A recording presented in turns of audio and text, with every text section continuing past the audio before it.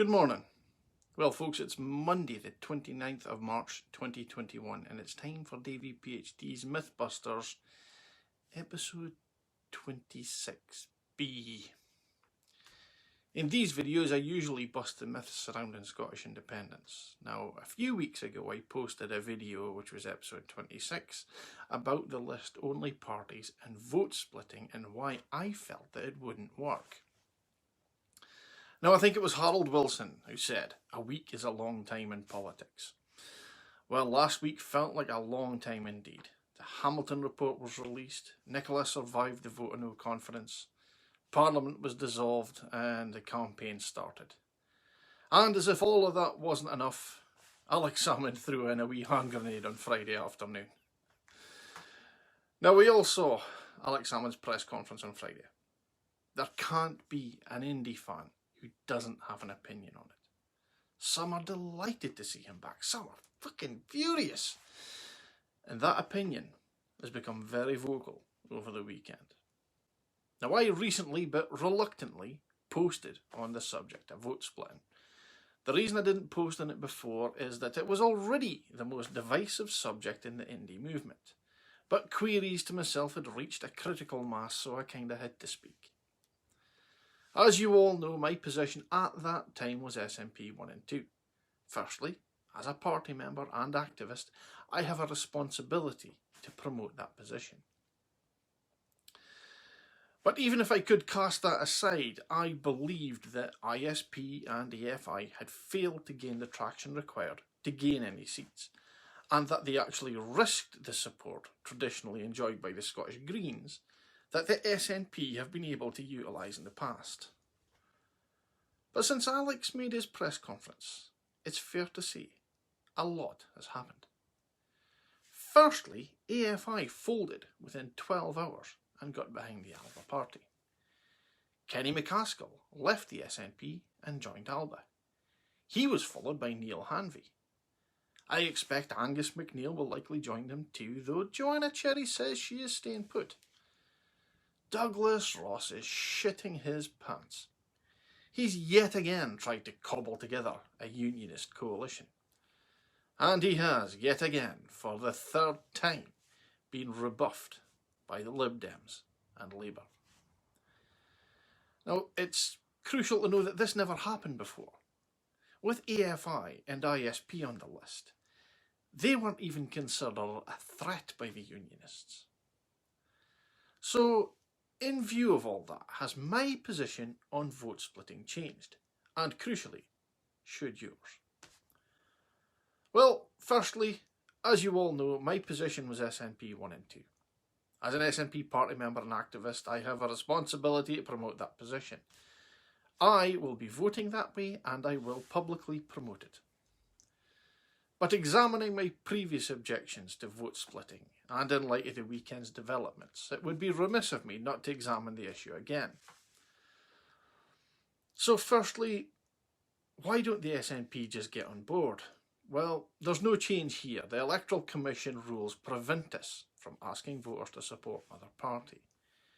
If we were to do that and not get any trouble with the Commission, we'd have to stand down our own list candidates, and that would mean abandoning the only strategy that has ever won a single party majority at Holyrood, which was, of course, SNP 1 and 2. Now, secondly, as I said last time, the list only party is not a new idea. But they've never had an indie giant like Alex Salmond in the camp. Love him or hate him, he is a formidable politician and strategist. The events of the weekend, i.e. EFI folding, MPs defecting and Douglas Ross bricking it, show that at least someone considers them a threat. Now, lastly, trying to get the electorate to do your bidding is kind of like herding cats. And for the Max the Yes strategy to work, they would need to get everyone in the region, or preferably nationally, to coalesce behind one list-only group. ISP and EFI absolutely failed to do that. Now, I said earlier that if either group had popped up earlier, got a few heavy hitters on board, and managed to unite the list-only clans, that I might have had more faith in the idea. But fast forward today, and Indy hitters do not come any heavier than Alex Salmond. Voters can be very habitual creatures, and persuading them to change their habits is really tough. AFI and ISP were struggling with the task of persuading the electorate that this strategy could work. But looking at the traction Alba have gained in just one weekend shows the attention which follows Alex Salmond around and the potential effect of it. Some people will rally to his banner, some won't. But those who will rally to his banner will do so in higher numbers than AFI and ISP could ever have achieved. They just haven't left themselves a lot of time. The maths to yes maths is compelling, it always has been. And though maths is considered a universal truth, electioneering isn't just mathematics.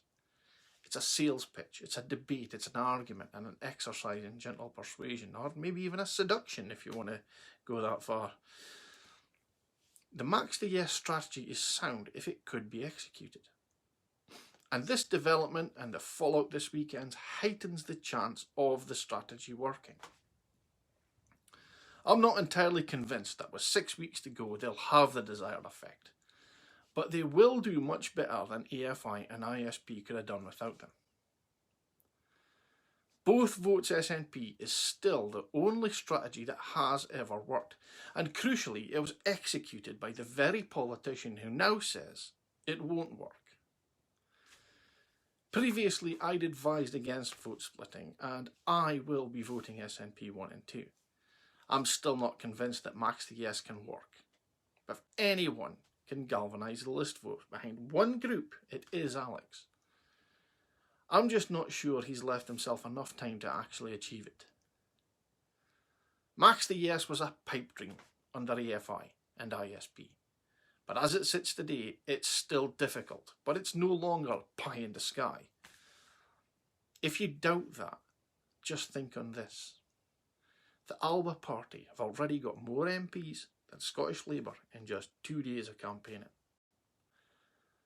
The one thing that worries me is the outpouring of venom and the knives out for each other within the Indy movement. I'm not going to be voting for Alba, but unless you are an SNP member, I won't criticise you for considering it or for doing so, as any vote cast for independence will be cast with the best of intentions. What I am calling for is a ceasefire between Alba and SNP supporters. The opposition are the unionists, in case you'd forgotten, not fellow independent supporters. This blog will be a safe space for people of either persuasion to discuss and debate this in a civil manner. The British Empire's favourite tactic is divide and conquer. They've been doing it for hundreds of years. Let's not let them divide and conquer us again. Even after all the recent rancour, Alex still wants us all to vote for the SNP in the constituencies and still thinks Nicola Sturgeon is the best to lead Scotland. Alba are entitled to have a go, just as any party are. They are entitled to succeed or fail, and I'm going to stand back and let them do that. Succeed or fail. I won't be attacking them, I won't be defending them. Instead, I'll be focusing all my energy on ensuring that the SNP succeeds. But finally, it's not up to Douglas Ross, Willie Rennie, Anna Sarwar, Patrick Harvey, even our very own Ian Blackford or Nicola Sturgeon to say whether or not Alex Salmond is fit for public office. We, the public, will be the only judge of that. However pissed off you are at this, park it. Because do you know what is infinitely worse than being pissed off? Yeah, that's right, it's being pissed on. So like I said, park it for now and redirect your venom back at the Tories, Labour and Lib Dems and George fucking Galloway and piss on their fire instead. Keep the heat, folks. We've got this. Folks, thanks for watching. Please feel free to share this video with anyone you like. DaviePHD.